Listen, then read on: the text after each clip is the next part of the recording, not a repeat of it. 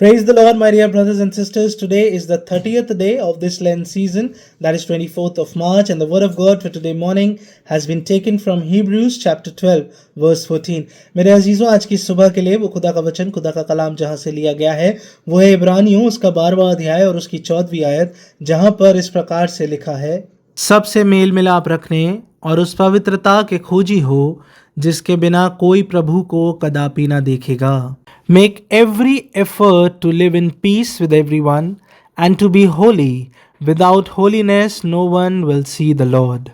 हाँ मेरे अजीजों, आज की सुबह में खुदा अपने कलाम के जरिए आपसे मुझसे बात करना चाहता है और खुदा का वचन कहता है कि जब आप और मैं इस जिंदगी में होकर चलते हैं तो पवित्रता में होकर चलना बहुत ज़रूरी है, क्योंकि पवित्रता के बिना कोई भी परमेश्वर को, प्रभु को कदापि ना देखेगा.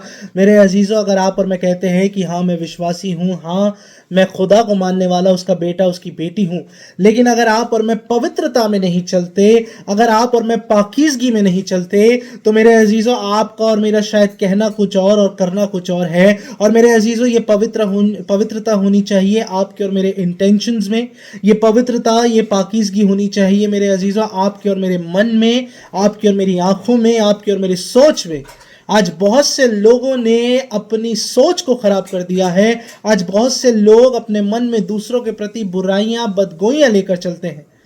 इसलिए वो पाकीज़गी जो आपको और मुझे दूसरों से मेल कराती है. जब आप और मैं अपने मन में दूसरों के प्रति बुराई नहीं लेकर चलते तो दूसरों के साथ एक फेलोशिप में, एक मेल मिलाप में बने रहते हैं. और खुदा का कलाम कहता है कि मेल मिलाप और उस पवित्रता के खोजी हो जिसके बिना कोई प्रभु को कदापि ना देखेगा. मेरे अजीजों, ये 40 दिन, ये खुद इनकारी के दिन, ये रोज़ों के दिन आपको और मुझे यूं ही नहीं मिले. ये मिले हैं कि आप और मैं खुद को खुदा के कलाम के जरिए सही कर दे. आप और मैं अपनी ज़िंदगियों को जांचें और परखें कि कहीं आप और मैं गलती से भी चूक तो नहीं रहे.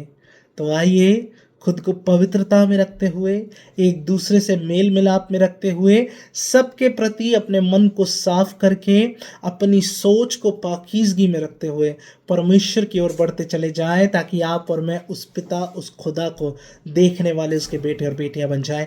Have a blessed day today. May God be with each and every one of you. Praise the Lord.